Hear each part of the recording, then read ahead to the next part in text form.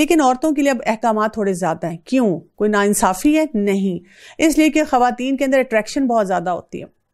یہ وہ اٹریکشن ہے جس کو کہ ہر دنیا کا جو ایکسپرٹ ہے جب بھی وہ میل اور فیمیل کے ڈفرنسز کے بارے میں پڑھتا ہے تو وہ اس کو مانتا ہے کہ وہ ڈفرنسز موجود ہیں. اور اس لیے کیا کہا گیا کہ اپنی زینت کو ظاہر نہ کرو سوائے اس کے جو ظاہر ہو جائے. اور زینت میں بہت ساری چیزیں آتی ہیں. آپ کا ڈریس اپ آتا ہے، آپ کی جیولری آتی ہے، آپ جو اپنے شوز پہنتے ہیں، آپ کے باقی جو کچھ بھی زینت جس کو آپ اپنے آپ کو بیوٹیفائی کر رہے ہوتے ہیں وہ سب چیزیں اس میں آ جاتی ہیں کہ آپ اپنی زینت کو خود سے ظاہر نہ کریں مگر جو چیز پھر بھی ظاہر ہو جاتی ہے. یعنی آپ نے اپنے آپ کو بڑا چھپا کے رکھا ہے. کئی دفعہ لوگ ایسے ہی کہتے ہیں نا، کسی خاتون نے اگر اپنا کوئی جلباب حجاب پہنا ہوا ہے، چادر لیے، کہتے ہیں اچھا چادر کے اوپر پھول کیوں بنے ہوئے ہیں، اچھا اب اس رنگ کو کیوں پہنا ہوا ہے، اچھا ابھی تو پھر بھی تمہاری جو ہے آنکھیں تو نظر آ رہی ہیں تمہاری. اب کچھ چیزیں تو ظاہر ہوں گی کہ ہاتھ تمہارے نظر آ رہے ہیں. تو یہاں پہ کہا گیا الا ما ظہر منہا کہ جو خود سے نظر آ جائے. اور پھر کیا کہا گیا؟ اور اپنے گریبانوں پر اپنی اوڑھنیاں ڈالے رہیں اور اپنی آرائش کو کسی کے سامنے ظاہر نہ کریں سوائے اپنے خامدوں کے یا اپنے والد یا اپنے خسر کے یا اپنے لڑکوں کے یا اپنے خامد کے لڑکوں کے یا اپنے بھائیوں کے یا اپنے بھتیجوں کے یا اپنے بھانجوں کے یا اپنی میل جول کی عورتوں کے یا غلاموں کے یا ایسے نوکر چاکر مردوں کے جو شہوت والے نہ ہوں یا ایسے بچوں کے جو عورتوں کے پردے کی باتوں سے مطلع نہ ہوں. اور اس طرح زور زور سے پاؤں مار کر نہ چلیں کہ ان کی پوشیدہ زینت معلوم ہو جائے. اے مسلمانوں تم سب اللہ کی جانب میں توبہ کرتے رہو تاکہ تم نجات پا جاؤ. تو کیا کہا گیا کہ زینت، یہ نہیں کہا گیا کہ زینت کر ہی نہیں سکتے، میک اپ کی اجازت نہیں ہے، اچھے کپڑے پہننے کی اجازت نہیں، یہ نہیں کہا گیا. سٹریم لائن کیا گیا یا آپ سب کچھ کریں لیکن ایک باؤنڈری میں رہ کر کریں. اور ساتھ کیا کہہ دیا گیا کہ کیا کرنا ہے آپ نے؟ وَلْيُضْرِبْنَ بِخُمُرِهِنَّ عَلَى جُيُوبِهِنَّ. یہ جو خمر ہیں آپ کے اس کو کہا گیا ہے کہ اپنی اوڑھنیوں کو اپنے سینوں پہ ڈال دو. یہ اوڑھنی ہوتی کیا ہے؟ کیونکہ بہت سے لوگوں نے کہا کہ دیکھیں یہ تو گلے میں ڈالنے کے لیے کہا، اسی لیے ہم دوپٹہ گلے میں رکھتے ہیں. سر کی تو بات ہی نہیں آئی ہے. یہ وہ لوگ باتیں کرتے ہیں جنہوں نے عربک ٹیکسٹ کو نہیں سمجھا. خمر جو ہوتا ہے وہ لباس ہوتا ہے جو آپ کے سر کو کور کرتا ہے. یعنی جیسے اگر میں آپ کے سامنے بولوں ساکس، جرابیں، تو آپ آٹومیٹکلی کہیں گے پاؤں میں پہنی جاتی ہیں. میں آپ کو کہوں قمیص، آپ کہیں گے جی جسم کے اوپر والے حصے میں پہنی جاتی ہیں. میں آپ سے پوچھوں گلوز یا ٹوپی تو آپ فوراً اس کے نام کے ساتھ ہی کہہ دیں گے یہ لباس اس طرح پہنا جاتا ہے اور اس جگہ کے لیے ہے. اسی طرح سے یہ جو لفظ ہے خمر، یہ وہ ڈریس ہوتا ہے جو کہ سر کو پورا کور کرتا ہے. تو یہ کہا جا رہا ہے کہ وہ سر کو تو کور کرتا ہی کرتا ہے، اب آپ اپنے سینوں کو بھی اس سے کور کرنا شروع کرتے ہیں. کیونکہ اس زمانے میں کیا ہوتا تھا کہ خواتین جب اپنے سروں کو کور کرتی تھیں تو اس طرح سے کرتی تھیں کہ اپنی اوڑھنیوں کو پیچھے باندھ دیتی تھی جس سے ان کا گلا، سینہ اور یہ سارا حصہ جو تھا وہ کھلا رہتا تھا. کئی دفعہ وہ اپنے کانوں کے پیچھے سے بھی اس کو گزارتی تھی تاکہ جو کچھ انہوں نے کانوں میں پہنا ہوا ہے وہ بھی لوگوں کو نظر آتا رہے. تو اس لیے اوڑھنیوں کو صحیح طرح سے پہننے کے لیے کہا گیا ہے. اور پھر اس کے بعد پورا ایک سیکوینس دے دیا گیا کہ جو آپ کے محرم رشتہ دار ہیں ان کے سامنے آپ کیسے جا سکتے ہیں. لیکن یاد رکھیے گا کہ یہ جو محرم رشتہ دار ہیں ان میں بھی فرق آئے گا. مثلا اگر آپ کا سسر بھی جوان ہے یا والد بھی اگر آپ کو لگتا ہے، کیونکہ آج کل ہم دیکھتے ہیں ایڈکشنز بھی ہیں اور بھی مسئلے مسائل ہیں، تو کئی دفعہ بہت ساری ہراسمنٹ اپنے پیاروں سے ہی آنی شروع ہو جاتی ہے. تو اگر آپ کو انڈیکیشن مل رہا ہے کہ کوئی بھی آپ کا جو محرم رشتہ دار ہے اس کے بھی معاملات درست نہیں ہے تو وہاں پہ بھی محتاط ہونے کی ضرورت ہے. مثلا آپ خود ینگ ہیں ایک خاتون اور ساتھ ان کا کوئی بھانجا بھتیجا ہے، وہ بھی بہت ینگ سا لڑکا ہے، بڑا فیشنیبل بھی ہے، فلمیں بھی دیکھتا ہے اور اس نے بہت ایسے اپنے اس کے حال حلیہ بھی ایسا ہے کہ بہت سی ایکٹیویٹیز میں ایسے نظر آتا ہے، تو وہاں پر بھی محتاط ہونا چاہیے. پھر آپ دیکھیں کہ یہاں پہ نوکروں کی بات ہوئی ہے کہ وہ نوکر ہیں جو کہ شہوت والے نہ ہوں، کیونکہ یہ بہت سارے مسکنسیپشنز ہیں. ہم روز ملازم بدل رہے ہیں اور ہم کہتے ہیں وہ قرآن میں اجازت ہے، ان کے سامنے تو پردہ ہی نہیں ہے. یہ وہ والے ملازم نہیں ہیں جو روز روز بدل رہے ہیں. یہ وہ والے ملازم ہیں جو آپ کے جیسے ہوتے ہیں کئی دفعہ جدی پشتی چلے آ رہے ہیں، جو نہ نظریں اٹھاتے ہیں نہ قریب آتے ہیں، آپ کو خود فیلنگ ہوتی ہے. اور وہاں پر بھی یہ نہیں ہے کہ آپ بالکل سب کچھ اتار کے کچن میں بڑی گرمی ہے اور آپ نے سب کچھ سائڈ پہ رکھا ہوا ہے، نہیں، وہاں پہ بھی محتاط ہونا. اور پھر بچے جو آپ کی باتوں کو نہیں سمجھتے، اور آج کل آپ دیکھ لیں 8-9 سال کا بچہ بھی بہت ساری ایسی باتوں کو سمجھتا ہے، اور بلکہ اس سے چھوٹے بچے بھی آپ سے آ کے طرح طرح کے سوالات کر رہے ہوتے ہیں. اور پھر یہاں پہ کیا کہا گیا کہ اصل کام کرنے کا کیا ہے؟ جب ہم اللہ تعالیٰ کی طرف جو کچھ ہو گیا توبہ کرتے ہوئے آگے بڑھیں تو کیا ہے؟ لعلکم تفلحون، تاکہ تم فلاح پا جاؤ۔ وہ جو ہم نے سورہ المومنون میں بات شروع کی تھی کہ ہم فلاح کے راستے کی طرف جانا چاہ رہے ہیں۔ تم میں سے جو مرد اور عورت بے نکاح ہیں ان کا نکاح کر دو، اور اپنے نیک بخت غلام لونڈیوں کا بھی، اگر وہ مفلس بھی ہوں گے تو اللہ تعالیٰ انہیں اپنے فضل سے غنی کر دے گا۔ کئی دفعہ ہم اس لیے شادیاں نہیں نہ کر رہے ہوتے، کچھ پیسے ہو جائیں اپنے پاؤں پہ کھڑا ہو جائے۔ مجھے تو یہ کانسیپٹ نہیں سمجھ آتا کہ ہم اپنے پاؤں پہ کھڑا کرتے کرتے لڑکے کو 30-35 سال کا کر دیتے ہیں، اور اس کی خواہشات جذبات کہاں گئے؟ اسی لیے تو پھر حرام جو ہے وہ بہت آسان ہو جاتا ہے ان کے لیے کرنا۔ اور کھڑا کرنا کیا ہے؟ ایک برانڈ نیو گاڑی ہو، 3-4 بیڈ روم ہاؤس ہو، اور جاب اور اس کا پیکج بہت اچھا ہو، یعنی یہ تو اسٹیبلش ہونے میں بہت ٹائم انسان کو لگتا ہے۔ اللہ تعالیٰ کہہ رہے ہیں کہ اگر ہم شادی کا پہلے سوچیں گے تو اللہ اپنے فضل سے ان کو غنی کرے گا۔ اللہ تعالیٰ کشادگی والا، علم والا ہے، اور ان لوگوں کو پاک دامن رہنا چاہیے جو اپنے نکاح کرنے کا مقدور نہیں رکھتے، یہاں تک کہ اللہ تعالیٰ انہیں اپنے فضل سے مالدار بنا دے۔ تمہارے غلاموں میں سے جو کوئی کچھ تمہیں دیکھ کر آزادی کی تحریر کرانا چاہے تو تم ایسی تحریر انہیں کر دیا کرو۔ اگر تم کو ان میں کوئی بھلائی نظر آتی ہو اور اللہ نے جو مال تمہیں دے رکھا ہے اس میں سے انہیں بھی دو۔ تمہاری جو لونڈیاں پاک دامن رہنا چاہتی ہیں انہیں دنیا کی زندگی کے فائدے کی غرض سے بدکاری پر مجبور نہ کرو، اور جو انہیں مجبور کرے تو اللہ تعالیٰ ان پر جبر کے بعد بخشش دینے والا، مہربانی کرنے والا ہے۔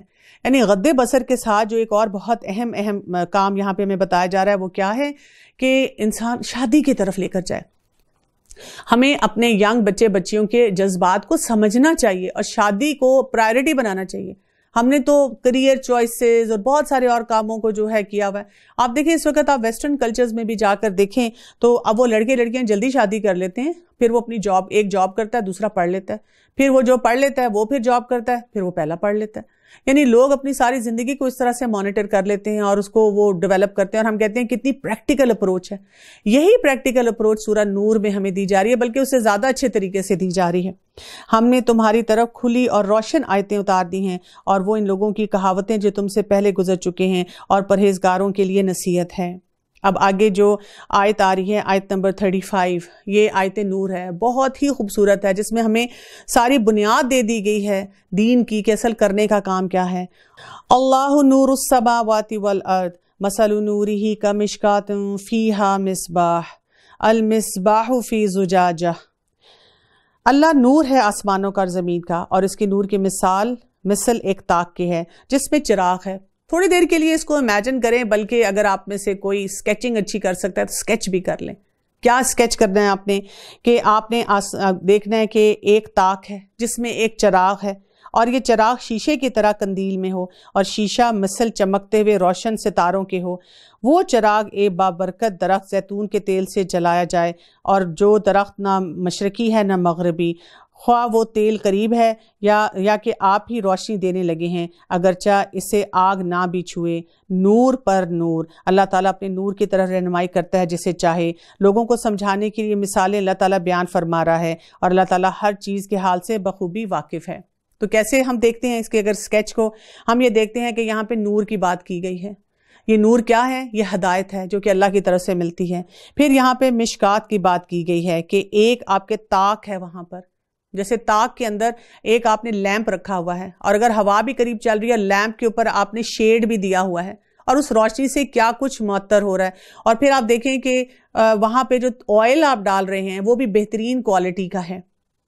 تو نور کیا ہے؟ ہدایت ہے۔ مشکات کیا ہے؟ یہ ہمارا سینہ ہے۔ اور پھر مصباح کیا ہے؟ یہ ہمارا دل ہے اس سینے کے اندر۔ اور پھر زجاجہ کیا ہے؟ جو اللہ تعالیٰ نے جس فطرت پہ ہمیں پیدا کیا ہے کہ ہمارے اندر سے آوازیں آتی رہتی ہیں کہ صحیح کام کرنا چاہیے، اللہ کے بنائے ہوئے راستے پہ چلنا چاہیے، اپنی اصلاح کرتے رہنا چاہیے۔ اور زیتون کیا ہے؟ وہ علم ہے، وہ جو خالص علم ہے۔ تو یہاں پہ اسی لیے کہا گیا نورن علی نور۔ جب انسان اپنے آپ کو اس روشنی کے ساتھ اس طرح سے جوڑتا ہے کہ ہر چیز کو پیوریفائی کرتا چلا جاتا ہے، پیور کرتا چلا جاتا ہے، تو انسان کو نور کے اوپر نور ملتا ہے۔ اور ساتھ یہ کہ اللہ تعالیٰ فرماتے ہیں وَيَضْرِبُ اللَّهُ الْأَمْثَالَ لِلنَّاسِ وَاللَّهُ بِكُلِّ شَيْءٍ عَلِيمٌ۔ اللہ تعالیٰ اس مثال کے ذریعے لوگوں کو بہت کچھ سکھانا چاہتا ہے کہ اس نور کی طرف آئیں، اور اللہ تعالیٰ ہر چیز کا علم رکھنے والا ہے۔ یعنی جو سسٹم اللہ تعالیٰ نے اس میں ہمیں دیا ہے، اس میں ہمیں اپنی زندگی کو، اپنے دل کو تنگ نہیں کرنا چاہیے۔ اس میں بہت سی خیر و برکت ہے جس کو سمجھنا چاہیے۔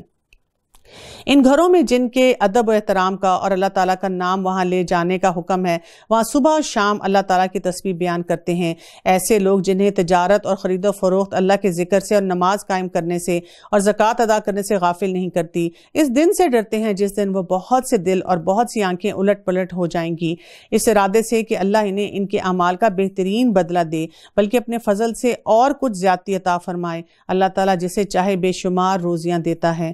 اور کافروں کے اعمال کی مثل اس چمکتی ہوئی ریت کی ہے جو چٹیل میدان میں ہے، جسے پیاسا شخص دور سے پانی سمجھتا ہے لیکن جب اس کے پاس پہنچتا ہے تو اسے کچھ بھی نہیں پاتا۔ ہاں، اللہ کو اپنے پاس پاتا ہے جو اس کا حساب پورا پورا چکا دیتا ہے، اور اللہ تعالیٰ بہت جلد حساب لینے والا ہے۔ یعنی جو اس نور کی کیفیت کو سمجھتا ہے تو اس کی زندگی کتنی ٹرانسفارم ہو جاتی ہے، اس کی بزنس ٹرانزیکشنز، اس کے گھر کے معاملات، اس کی اپنی پرسنالٹی جو ہے وہ بہترین ہوتی چلی جاتی ہے۔ اور جو کفر کرتا ہے وہ ایسے ہے جیسے کہ وہ ایک سیراب میں ہے، یعنی چیزوں کی حقیقت وہ کچھ اور سمجھتا ہے اور وہ ویسی ہوتی نہیں۔ جیسے ہم کہتے ہیں نا all that glitters is not gold، تو وہ سمجھتا ہے کہ ہر چمکتی ہوئی چیز سونا ہے لیکن وہ سونا نہیں ہوتی۔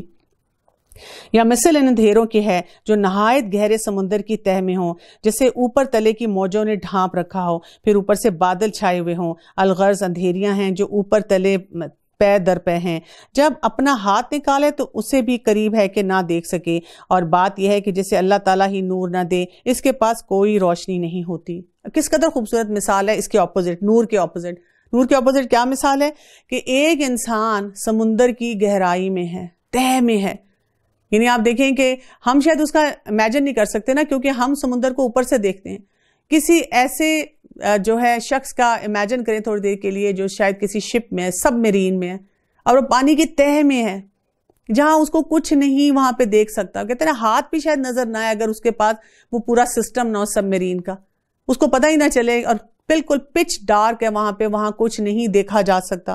اور ایسی جگہ پہ کیا ہے، صرف یہی پچ ڈارکنیس نہیں ہے، وہ جو سمندر ہے کیونکہ اس میں ایک حد تک شعائیں آتی ہیں نا جو کہ سورج کی ہوتی ہیں، اب وہاں پر بھی بادلوں پہ بادل چھائے ہوئے ہیں، سخت تاریکی چھائی ہوئی ہے، یعنی اوپر بھی بادل، نیچے بھی جو ہے گہرائی ہے، اور اس تک کوئی نور جو ہے وہ نہیں پہنچ رہا، کوئی روشنی وہ حاصل نہیں کرتا۔ تو کیا ہے، کیا آپ نے نہیں دیکھا کہ آسمان و زمین کی کل مخلوق اور پر پھیلائے اڑنے والے کل پرند اللہ کی تسبیح میں مشغول ہیں، ہر ایک کی نماز و تسبیح سے معلوم ہے، لوگ جو کچھ کر رہے ہیں اس سے اللہ بخوبی واقف ہے۔ واللہ علیم بما یفعلون، اللہ تعالیٰ سب کچھ جانتا ہے۔ لیکن ایسا انسان جو ہوگا جو اپنے آپ کو اس طرح کے اندھیروں میں رکھے گا، آپ سوچیں کہ وہ کس طرح سے وہ کسی چیز کی حقیقت کو جانے گا، وہ نہیں جان سکتا۔ تو ہمیشہ اللہ تعالیٰ سے ہمیں یہ دعا کرتے رہنا چاہیے کہ اللہ تعالیٰ ہمیں ہر طرح کے اندھیروں سے بچا کر رکھے، ہر طرح کی اس طرح کی پریشانیوں سے بچا کے رکھے۔ غض بصر کے بارے میں بھی ہم نے پڑھا، تو تھوڑی سی احادیث آپ کے سامنے پیش کرتی ہوں۔ نبی کریم صلی اللہ علیہ وسلم نے فرمایا، راستے میں بیٹھنے سے اجتناب کرو۔ لوگوں نے کہا یا رسول اللہ، یہ ہماری مجبوری ہے، ہمیں مجلسیں راستے میں لگا کر آپس میں باتیں کرتے ہیں۔ تو آپ نے فرمایا اگر ایسا ہی بات ہے تو پھر راستے کا حق ادا کرو۔ لوگوں نے کہا کہ وہ کیا ہے؟ تو آپ نے فرمایا یہ کہ تم نظر کی حفاظت کرو، تکلیف دہ چیزیں دور کرو، سلام کا جواب دو اور نیکی کا حکم دو اور برائی سے روکتے رہو۔ یعنی اگر آپ کو کہیں راستے میں بیٹھنا ہی پڑ جاتا ہے، آپ کی جاب کی نیچر ایسی ہے، کسی کا آپ انتظار کر رہے ہیں، تو پھر کیا کریں؟ نظر کی حفاظت کریں۔ اسی طرح جریر بن عبداللہ رضی اللہ عنہ نے رسول اللہ صلی اللہ علیہ وسلم سے غیر محرم عورت پر اچانک نگاہ پڑ جانے کے بارے میں پوچھا، تو آپ نے فرمایا کہ اپنی نگاہ فوراً ہٹا لو۔ علی رضی اللہ عنہ بیان کرتے ہیں کہ مجھے رسول اللہ صلی اللہ علیہ وسلم نے فرمایا، علی نظر پر نظر نہ جماؤ، اچانک جو نظر پڑ جائے وہ تو معاف ہے، مگر قصدن ڈالی گئی نظر معاف نہیں ہے۔ ایک روایت میں آتا ہے کہ رسول اللہ صلی اللہ علیہ وسلم کے پاس ایک شخص آیا جو کسی انصاری عورت سے نکاح کرنا چاہتا تھا، تو آپ نے اس سے پوچھا کیا تم نے اس عورت کو دیکھا ہے؟ اس نے کہا نہیں۔ تو آپ نے فرمایا جاؤ اور اسے دیکھ لو، کیونکہ انصاری عورت کی آنکھوں میں کچھ عیب ہوتا ہے۔ اب آپ دیکھیں اس سلسلے میں ہمارا پورا سسٹم ہی نا عجیب و غریب ہوا ہوا ہے، یعنی لوگ ویسے خوب دیکھتے ہیں لیکن جب رشتے کی بات ہوتی ہے ان سے پوچھا جائے تو وہ سمجھتے ہیں کہ اس میں کوئی بڑا ہم لگے گا کہ ہم بڑے دیندار ہیں، کہتے ہیں نہیں ہم نے تو بس اللہ پہ چھوڑ دیا، ہم نے دیکھا ہی نہیں۔ جہاں دیکھنے کی اجازت دی ہے وہاں دیکھتے نہیں، جہاں دیکھنے کی اجازت نہیں ہے وہاں دیکھتے ہیں۔ پھر طرح طرح کے لطیفے بھی لوگ بنا لیتے ہیں ایسی باتوں پہ کہ ابھی تو ہماری پہلی نظر چل رہی ہے، یعنی کہ اب ہم اس لیے ہم دیکھتے ہی چلے جا رہے ہیں۔ استغفر اللہ، اللہ تعالیٰ ہمیں اس چیز سے بچا کے رکھے کہ ہم اس قسم کی باتیں کسی کے سامنے نہ کریں۔ اسی طرح ایک روایت میں آتا ہے کہ آپ صلی اللہ علیہ وسلم کے پاس ام سلمہ اور میمونہ رضی اللہ عنہا بیٹھی ہوئی تھیں کہ ابن ام مکتوم تشریف لائے۔ اور یہ جو تھے یہ نابینا صحابی تھے. تو رسول اللہ صلی اللہ علیہ وسلم نے عورتوں سے فرمایا کہ پردہ کر دو. تو انہوں نے کہا یا رسول اللہ صلی اللہ علیہ وسلم وہ تو نابینا ہے، اس لیے کہ وہ ہمیں دیکھ ہی نہیں سکتے، نہ پہچان سکتے ہیں. تو آپ نے فرمایا کہ تم تو نابینا نہیں ہو. یعنی اس کا مطلب یہ ہوتا ہے کہ انسان کے اندر سینسٹیوٹی رہنی چاہیے. ہر موقع پہ جب انسان کو یہ احساس ہوتا ہے کہ مجھے کہاں پہ کس طرح سے اپنا جو ہے پردہ یا اپنی حفاظت کرنی ہے، تو وہ پھر ہر جگہ پہ انسان محتاط ہوتا ہے. ورنہ یہ کہ انسان ایک سچویشن کو کیجول لیتا ہے تو پھر دوسری بہت ساری سچویشنز کو بھی اسی طرح سے بہت کیجول لینا شروع کر دیتا ہے.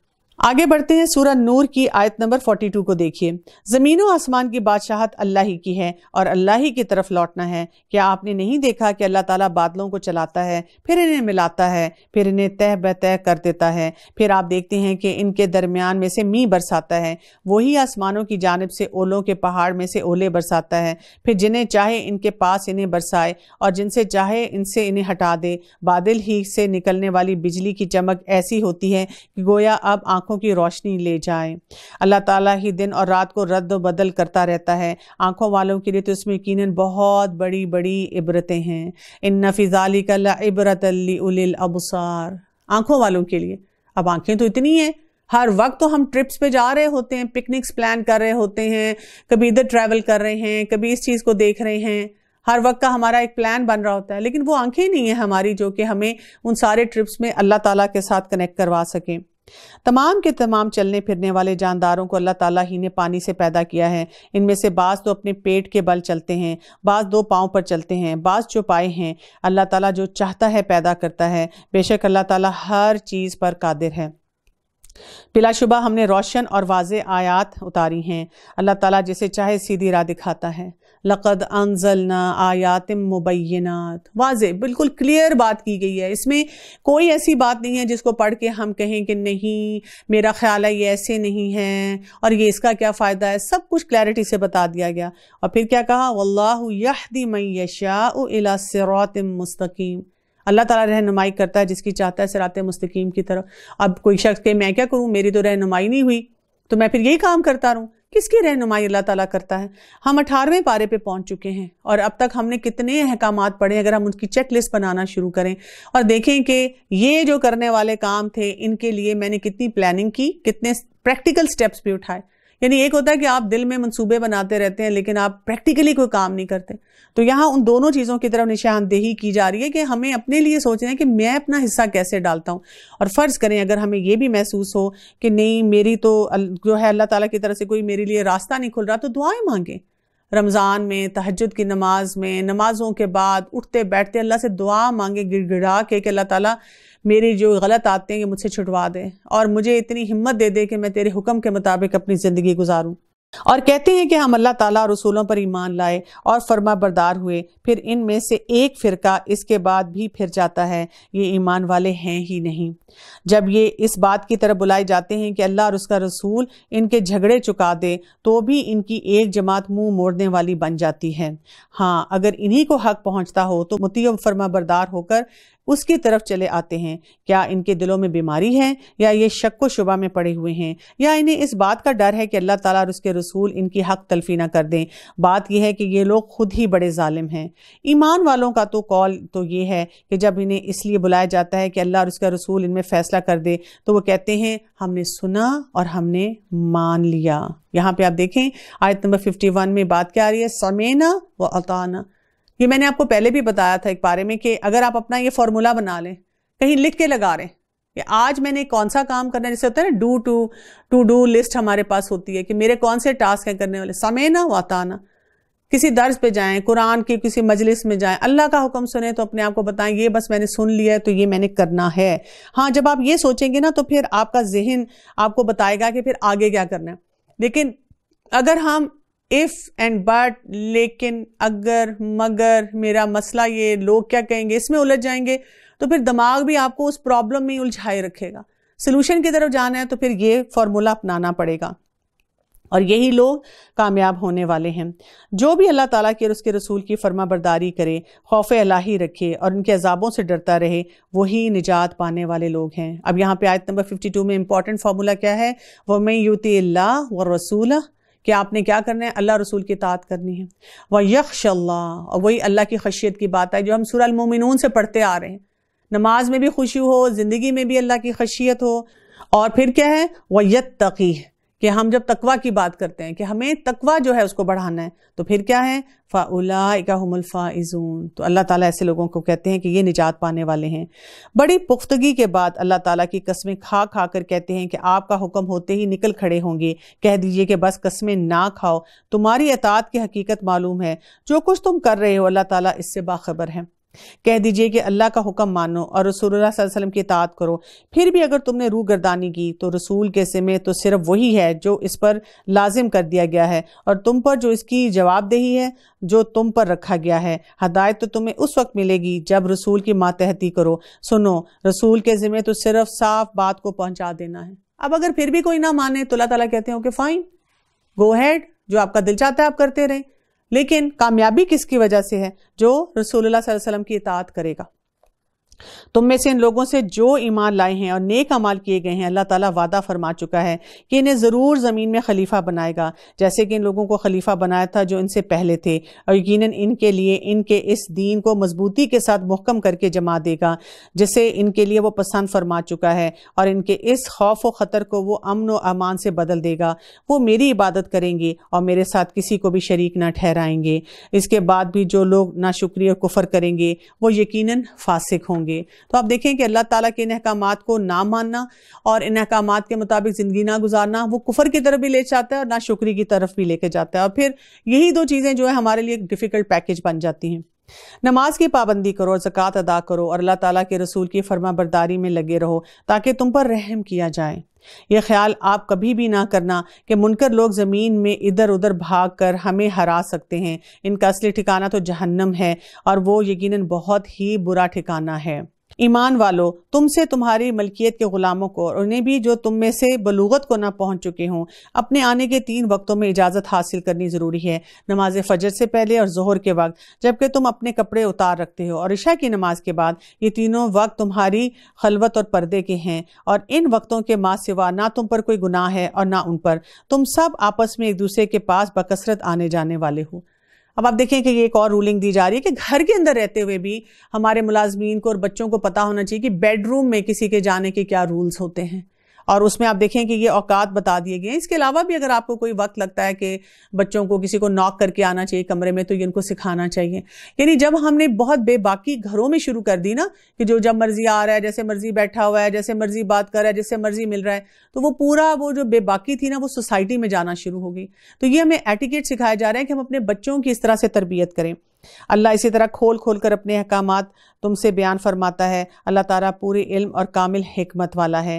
اور تمہارے بچے بھی جب بلوغت کو پہنچ جائیں تو جس طرح ان کے اگلے لوگ اجازت مانگ رہے ہیں انہیں بھی اجازت مانگ کر آنا چاہیے. اللہ تعالیٰ تم سے اسی طرح اپنی آیتیں بیان کرتا ہے. اللہ تعالیٰ ہی علم و حکمت والا ہے. اب آپ دیکھیں ایک چھوٹا بچہ ہے، وہ پہلے آپ کے کمرے میں جب مرضی آ رہا ہے جا رہا ہے، اب آپ کو احساس ہوا کہ یہ تو بالغ ہو رہا ہے. اب وہاں پہ کیا فرض بنتا ہے کہ والدین اس کو بتائیں کہ بیٹا اب آپ بڑے ہو رہے ہیں، بالغ ہو گئے ہیں، اب آپ نے اس طرح سے آنا ہے.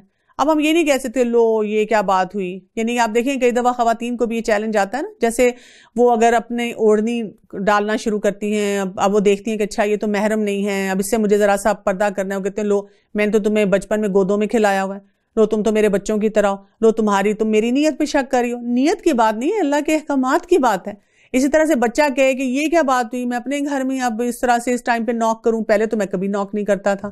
تو ان کو بتایا جائے کہ بیٹا جب اللہ کا حکم ہوتا ہے نا اسی وقت کرتے ہیں، جب آپ بالغ ہو گئے اب آپ پہ یہ حکم لاگو ہے. بڑی بوڑھی عورتیں جنہیں نکاح کی امید اور خواہش ہی نہ رہی ہو وہ اگر اپنے کپڑے اتار رکھیں تو ان پر کوئی گناہ نہیں، بشرطیہ وہ اپنی بناؤ سنگھار ظاہر کرنے والی نہ ہوں، تاکہ اگر ان میں سے بھی احتیاط رکھیں تو ان کے لیے بہت افضل ہے، اور اللہ تعالیٰ سنتا اور جانتا ہے.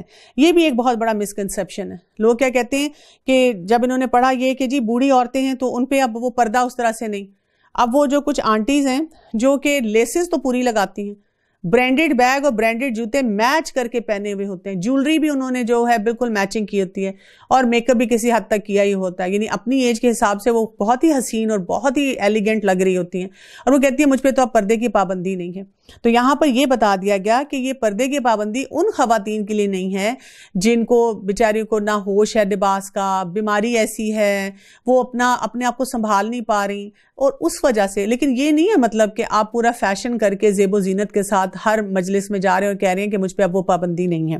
اندھے پر، لنگڑے پر، بیمار پر اور خود پر مطلقاً کوئی حرج نہیں کہ تم اپنے گھروں سے کھا لو، یا اپنے باپوں کے گھروں سے، یا اپنی ماؤں کے گھروں سے، یا اپنے بھائیوں کے گھروں سے، یا اپنی بہنوں کے گھروں سے، یا اپنے چچاؤں کے گھروں سے، یا اپنی پھپھیوں کے گھروں سے، یا اپنے ماموں کے گھروں سے، یا اپنی خالاؤں کے گھروں سے، یا ان گھروں سے جن کی کنجیوں کے تم مالک ہو، یا اپنے دوستوں کے گھروں سے۔ تم پر اس میں سے کوئی گناہ نہیں کہ تم سب ساتھ بیٹھ کر کھانا کھاؤ یا الگ الگ۔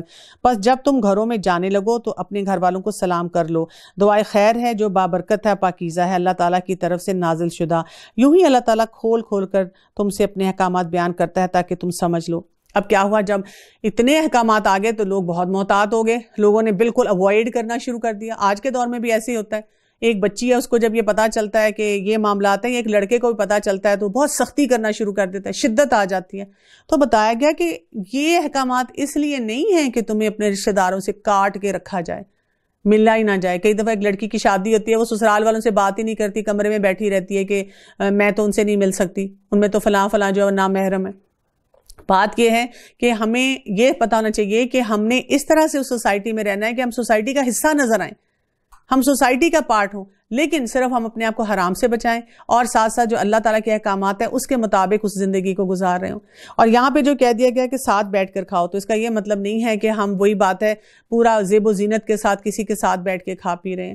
بس یہ کہ اگر اکٹھے بھی بیٹھے ہیں اور کبھی آپ کو مل کے کچھ کھانا پینا پڑتا ہے، وہ اپنے ایریے میں بیٹھ کے کریں۔ جیسے آپ دیکھیں کسی شادی ہال میں آپ جاتے ہیں، کئی دفعہ پارٹیشن بھی لگی ہو لیکن تھوڑا بہت وہاں پہ کوئی آ رہا ہے جا رہا ہے، کوئی ایسی بات ہے اور آپ اپنے آپ کو آپ نے اسی کے مطابق اپنا ڈریس کوڈ بھی ٹھیک رکھا ہوا ہے، تو اس میں حرج نہیں ہے کہ بالکل آپ سوسائٹی کو کٹ کر کے کہیں پہ رکھ دیتے ہیں، لیکن اس میں جو سارے وہ کنڈیشنز بتائے گئے ہیں اس کے مطابق چلنا چاہیے۔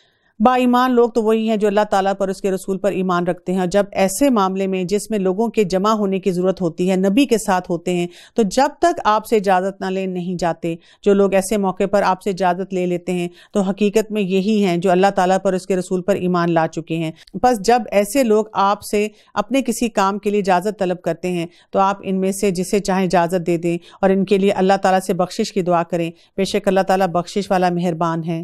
تم اللہ تعالیٰ کے نبی کے بلانے کو ایسا بلاوا نہ کر لو جیسا کہ آپس میں ایک دوسرے سے ہوتا ہے، تم میں سے انہیں اللہ خوب جانتا ہے جو نظریں بچا کر چپکے سے سرک جاتے ہیں۔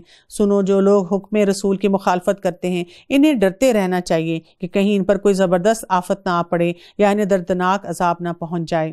آگاہ ہو جاؤ کہ آسمان و زمین میں جو کچھ ہے سب اللہ تعالیٰ کا ہے۔ الا ان للہ ما فی السماوات والارض، جس روش پر تم ہو وہ اسے بخوبی جانتا ہے، اور جس دن وہ سب اس کی طرف لوٹائے جائیں گے اس دن ان کو ان کے کیے سے وہ خبردار کر دے گا۔ واللہ بکل شیء علیم، اور اللہ تعالیٰ ہر چیز کو جاننے والا ہے۔ یعنی اللہ نے یہ سسٹم بنایا ہے، اللہ کے سسٹم کے مطابق یہ ساری کائنات چلے گی۔ اب یہ ہمارے اوپر ہے کہ اس سسٹم کی ایکسیپٹیبلٹی ہم کتنی رکھتے ہیں۔ اگلی سورت کی طرف بڑھتے ہیں، سورہ الفرقان۔ یہ جو 3 صورتیں ہیں یہ بہت خوبصورت طریقے سے جو ہے ان کو پلیس کیا گیا ہے۔ یعنی پہلے ایمان کی بات کی گئی، سورہ المومنون، اپنے ایمان پہ کام کریں، کیونکہ سورہ نور میں بڑے روشن آگے باتیں آنے والی ہیں جس کو آپ نے سوسائٹی میں اپلائی کرنا ہے، اپنے گھروں میں اپلائی کرنا ہے، اور اس روشنی کو آپ اختیار تب کر سکیں گے جب آپ کے اندر ایمان کی قوت ہوگی۔ اب اس کے بعد جب آپ کو نور کی سمجھ آ جائے، باتوں کی وضاحت آپ کے دل میں آ جائے، اب آپ نے سوسائٹی میں نکل کر اپنے گھر میں، اپنے ارد گرد اس کو اپلائی کرنا ہے، تو وہاں پر ہمیں کیا چاہیے؟ فرقان چاہیے ہے، ہمیں صحیح اور غلط کی پہچان چاہیے ہے، ہمیں پتہ ہونا چاہیے کہ ہر سچویشن میں اس کی اپلیکیشن کیسے ہوگی۔ ہم اللہ کے احکامات کو نہیں چھوڑیں گے لیکن ہم آگے بڑھ کر فرقان کے ساتھ ان معاملات کو لے کر چلیں گے۔ تو یہاں پہ کیا رہا ہے؟ سورہ فرقان، بسم اللہ الرحمن الرحیم، تبارک الذی نزل الفرقان علی عبدہ لیکون للعالمین نذیرا۔ شروع کرتی ہوں اللہ کے نام سے جو بہت مہربان اور نہایت رحم فرمانے والا ہے۔ بہت بابرکت ہے وہ اللہ تعالیٰ جس نے اپنے بندے پر فرقان اتارا تاکہ وہ تمام لوگوں کے لیے آگاہ کرنے والا بن جائے۔ اسی اللہ کی سلطنت ہے آسمان اور زمین کی، اور وہ کوئی اولاد نہیں رکھتا، نہ اس کی سلطنت میں کوئی اس کا ساتھی ہے، اور ہر چیز کو اس نے پیدا کر کے ایک مناسب اندازے پہ ٹھہرا دیا ہے۔ ان لوگوں نے اللہ کے سوا جنہیں اپنے معبود ٹھہرا رکھے ہیں وہ کسی چیز کو پیدا نہیں کر سکتے بلکہ وہ خود پیدا کیے جاتے ہیں۔ یہ تو اپنی جان کے نقصان کا بھی اختیار نہیں رکھتے، اور نہ ہی موت و حیات کے، اور نہ دوبارہ جی اٹھنے کے وہ مالک ہیں۔ اور کافروں نے کہا یہ تو بس خود اسی کا گھڑا گھڑایا جھوٹ ہے جس پر اور لوگوں نے بھی اس کی مدد کی ہے. دراصل یہ کافر بڑے ہی ظالم اور سر تا سر جھوٹ کے مرتکب ہوتے ہیں. اور یہ بھی کہا کہ یہ تو اگلوں کے فسانے ہیں جو اس نے لکھ رکھے ہیں، بس وہی صبح شام ان کے سامنے پڑھے جاتے ہیں. آج کل بھی لوگ کہتے ہیں قرآن میں بہت ریپیٹیشن ہے، same things repeated over and over again, کہ وہی باتیں. حالانکہ آپ دیکھیں جب آپ قرآن مجید کو پڑھنا شروع کرتے ہیں، اور خاص طور پہ اگر آپ کسی استاد کے ساتھ پڑھتے ہیں، ہر دفعہ وہ جب آیت آتی ہے تو اس کا کانٹیکسٹ بدل جاتا ہے، اس کا اینگل بدل جاتا ہے، اور اس کی لذت ہی ایک اور ہوتی ہے جو آپ کو سمجھ آتی ہے بات کی کہ اچھا اس آیت سے تو اب اللہ تعالیٰ اس دفعہ یہ سکھانا چاہ رہے ہیں. یہ کئی دفعہ اگر وہ بھی بات ہو تو اس میں جسے کہتے ہیں نا کہ ایک آپ کی یاد دہانی کی آپ کو ضرورت ہوتی ہے. آپ کو کچھ کانسیپٹ جو ہیں وہ آپ نے ٹیکن فار گرانٹیڈ ہو چکے ہوتے ہیں اس وقت تک. کہہ دیجئے کہ اسے اللہ نے اتارا ہے جو آسمان و زمین کی تمام پوشیدہ باتوں کو جانتا ہے، بے شک وہ بڑا ہی بخشنے والا اور مہربان ہے. اور انہوں نے کہا کہ یہ کیسا رسول ہے کہ کھانا کھاتا ہے، بازاروں میں چلتا پھرتا ہے، اس کے پاس کوئی فرشتہ کیوں نہیں بھیجا جاتا تاکہ وہ بھی اس کے ساتھ ہو کر ڈرانے والا بن جائے. آج کل ہمارے دور میں بھی لوگ یہی کہتے ہیں. اگر کسی دین کے کام کرنے والے کے پاس کوئی اچھی سی گاڑی آ جائے، ہم کہتے ہیں لوگ یہ اچھی سی گاڑی رکھی ہے، ویسے تو سادگی کی بات کرتے ہیں. یا یہ کہ اگر آپ کہیں مال میں کہیں جا رہے ہیں اور کوئی درس دینے والی خاتون ہو، وہ بھی وہاں شاپنگ کر رہے ہیں، ہم کہتے ہیں اچھا یہ بھی شاپنگ کر رہی ہیں. مطلب ہمیں روزمرہ کے کام کرتے ہوئے لگتا ہے کہ یہ کیوں ایسے کام جو ہیں وہ کر رہے ہیں. یا اس کے پاس کوئی خزانہ ہی ڈال دیا جاتا، یا اس کا کوئی باغ ہی ہوتا جس میں سے یہ کھاتا. اور ان ظالموں نے کہا کہ تم ایسے آدمی کے پیچھے ہو لیے ہو جس پر جادو کر دیا گیا ہے. خیال تو کیجئے کہ یہ لوگ آپ کی نسبت کیسی باتیں بناتے ہیں، پس جس سے خود ہی بہک رہے ہیں اور کسی طرح راہ پر نہیں آ رہے. اللہ تعالیٰ تو ایسا بابرکت ہے کہ اگر چاہے تو آپ کو بہت سے ایسے باغات عنایت فرما دے جو ان کے کہے ہوئے باغ سے بہت ہی بہتر ہیں، جن کے نیچے نہریں جاری ہیں، اور آپ کو بہت ہی پختہ محل بھی دے دے. بات یہ ہے کہ یہ لوگ قیامت کو جھوٹ سمجھتے ہیں، اور قیامت کے جھٹلانے والوں کے لیے ہم نے بھڑکتی ہوئی آگ تیار کر رکھی ہے. مسئلہ یہ ہے سارا کہ جو عقیدہ آخرت ہے نا وہ بہت کمزور ہے. جب وہ انہیں دور سے دیکھے گی تو یہ اس کا غصے سے بھرنا اور دھاڑنا سنیں گے، اور جب یہ جہنم کی کسی تنگ جگہ میں مشکیں کس کر پھینک دیے جائیں گے تو وہاں اپنے لیے موت ہی موت پکاریں گے. ان سے کہا جائے گا آج ایک ہی موت کو نہ پکارو بلکہ بہت سی اموات کو پکارو.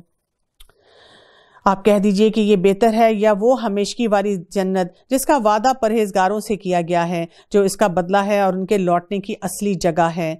وہ جو چاہیں گے ان کے لیے وہاں موجود ہوگا، ہمیشہ رہنے والے. یہ تو آپ کے رب کے ذمہ وعدہ ہے جو قابل درخواست ہے. اور جس دن اللہ تعالیٰ انہیں اور سوائے اللہ کے جنہیں یہ پوچھتے ہیں انہیں جمع کر کے پوچھیں گے کیا میرے ان بندوں کو تم نے گمراہ کیا ہے یا یہ خود ہی راہ سے گمراہ ہو گئے ہیں؟ وہ جواب دیں گے کہ تو پاک ذات ہے، خود ہمیں ہی یہ زیبا نہ تھا کہ تیرے سوا اوروں کو اپنا کارساز بناتے. بات یہ ہے کہ تو نے انہیں اور ان کے باپ داداؤں کو آسودگیاں عطا فرمائیں یہاں تک کہ وہ نصیحت بھلا بیٹھے. یہ لوگ تھے ہی ہلاک ہونے والے. لیکن سورہ نور ہم نے پڑھی اور ہم نے فیصلہ کیا کہ ہم اللہ کے حکم کے مطابق زندگی گزاریں گے. تو اب ہم سوسائٹی میں نکلیں گے نا تو ہمیں دو طرح کے ایٹیٹیوڈز نظر آئیں گے. کچھ لوگ ہمیں اسی چیز کے لیے ویلکم کریں گے، بہت خوش ہوں گے، بہت کہیں گے ماشاءاللہ اچھا آپ نے یہ کرنا شروع کر دیا، آپ نے یہ سیکھا، بہت اچھی چینج ہے آپ کی زندگی میں. اور کچھ لوگ اسی بات پہ کیا کریں گے، اپوز کرنا شروع کریں گے، باتیں سنانے شروع کریں گے. تو ایک تو ہمیں بھی وہ ایٹیٹیوڈز بتائے جا رہے ہیں اور ان لوگوں کو بھی وارن کیا جا رہا ہے کہ جو غلط ایٹیٹیوڈ سے آگے بڑھے گا تو اس کے لیے اللہ تعالیٰ کی طرف سے کتنی سختی ہے. تو انہوں نے تمہیں تمہاری تمام باتوں میں جھٹلا دیا. اب نہ تو تم میں سے عذاب کے پھیرنے کی طاقت ہے نہ مدد کرنے کی. تم میں سے جس نے ظلم کیا ہے ہم اسے بڑا عذاب چکھائیں گے. ہم نے آپ سے پہلے جتنے رسول بھیجے سب کے سب کھانا بھی کھاتے تھے، بازاروں میں بھی چلتے پھرتے تھے، اور ہم نے تم میں سے ہر ایک کو دوسرے کی آزمائش کا ذریعہ بنا دیا. اور کیا تم صبر کرو گے؟ اتصبرون، کیا تم صبر سے کام لو گے؟ تیرا رب سب کچھ دیکھنے والا ہے. وَكَانَ رَبُّكَ بَصِيرًا. وآخر دعوانا ان الحمد للہ رب العالمین. سبحانک اللہم وبحمدک اشہد ان لا الہ الا انت استغفرک واتوب الیک. السلام علیکم ورحمۃ اللہ وبرکاتہ.